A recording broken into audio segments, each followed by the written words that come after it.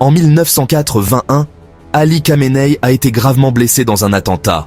Mais ce que peu de gens savent, c'est que selon plusieurs sources israéliennes, c'est le Mossad lui-même qui aurait orchestré l'opération. À l'époque, Khamenei est un proche de Khomeini, mais encore loin du pouvoir suprême. Une bombe placée dans un magnétophone explose alors qu'il prononce un discours dans une mosquée de Téhéran. Il y perdra l'usage de son bras droit. Selon l'ancien chef du Mossad, Meir Dagan, l'objectif était de décapiter la génération révolutionnaire montante dont Khamenei faisait partie. Il survit, par miracle, et cet attentat jouera même un rôle dans sa montée en puissance, le transformant en martyr vivant du régime. Officiellement, Khamenei vit dans une modestie religieuse. Mais ça, c'est officiellement. Car officieusement, le deuxième fils du guide suprême, Mojtaba, gère pour son père des milliards via des fondations opaques comme la CETAD. Cette entité n'est ni une fondation, ni une organisation d'État, ni une entreprise. Mais c'est quoi alors ? La CETAD est un appareil économique qui gère les biens confisqués aux opposants au régime, propriétés, biens immobiliers, entreprises, flux financiers.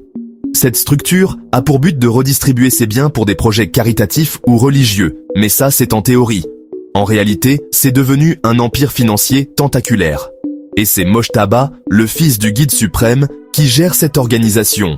Le prince invisible de la République islamique d'Iran n'occupe aucun poste officiel, mais il contrôle les nominations de plusieurs généraux des gardiens de la Révolution, supervise des élections, et certains pensent même qu'il est le successeur désigné. En 2013, un rapport de Reuters estimait la fortune contrôlée par Khamenei via l'organisation de la CETAD à plus de 95 milliards de dollars. Des chiffres difficilement vérifiables, mais provenant de documents officiels iraniens. Le contraste avec la pauvreté d'une grande partie de la population iranienne est frappant. Ali Khamenei prend très au sérieux les signes, les rêves et les voyants. Selon des témoignages relayés par The New York Times et Le Monde, il consulte régulièrement un cercle restreint de religieux mystiques qui interprètent pour lui les rêves et les événements symboliques. L'un de ses proches aurait rapporté qu'avant des décisions politiques majeures, il attend parfois un signe divin.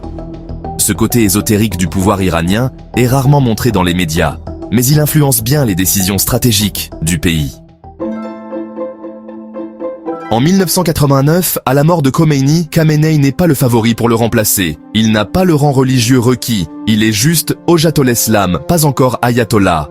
Hojatoleslam, c'est un rang religieux inférieur qui l'empêche d'accéder au pouvoir. Pour contourner ce problème, les proches du régime organisent une élection en urgence et modifient rapidement la constitution.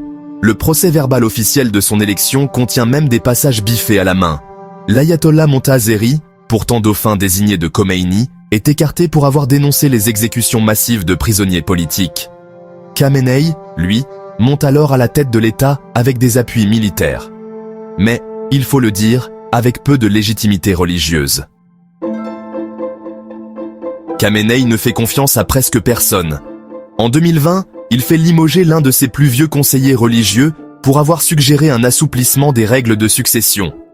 Les purges internes sont nombreuses, il ne voyage jamais à l'étranger.